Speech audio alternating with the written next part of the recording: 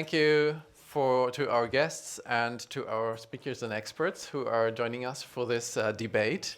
And I think it is extremely important to discuss the implications of data protection, right to privacy, encryption on our society and also on law enforcement. Because the right to privacy is really about power, about the power balance in our society. Knowledge is power, and knowing everything about somebody is having a lot of power over them, being able to blackmail them, for example. And the right to privacy protects the powerless from abuses by the powerful. If we don't uphold this right, then there is a risk that the power balance in our society might change and shift.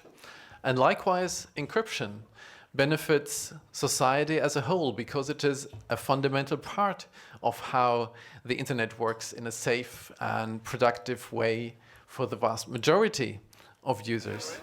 Encryption protects our confidential communications from interception by criminals and governments alike. It serves to make communications just as private as face-to-face communications that we like to have so much. Now, encryption certainly can go wrong, and we've heard a case a couple of days ago where a Swiss company offering encryption was actually a setup by intelligence services to intercept communications, in that case by intelligence agencies. But it certainly teaches us a lesson that encryption is not encryption, and labels of encryption do not mean that the technology is actually safe and sound. So it's important to be able to look at the code and not trust anybody who promises to offer anonymity, privacy, or encryption.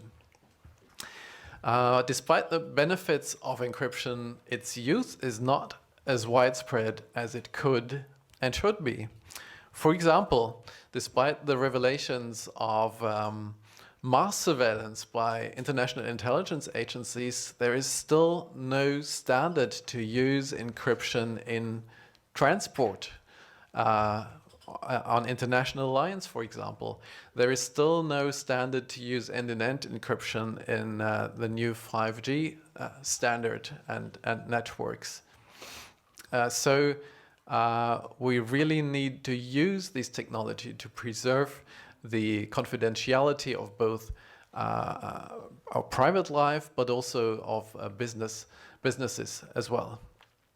It is true that criminals also use encryption as part of their modus operandi to hide their activities, and if encryption serves to make communications as safe as face-to-face communications, then law enforcement also needs to investigate crime just like crime committed offline. That means following traces, infiltrating groups, etc. That's what police work is about, and it will not stop with encryption.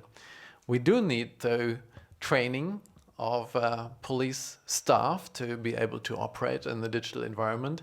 We need specialized units who have the knowledge and capacities to deal with digital evidence, and where it doesn't take months and years, for example, to extract information from hard drives or computers.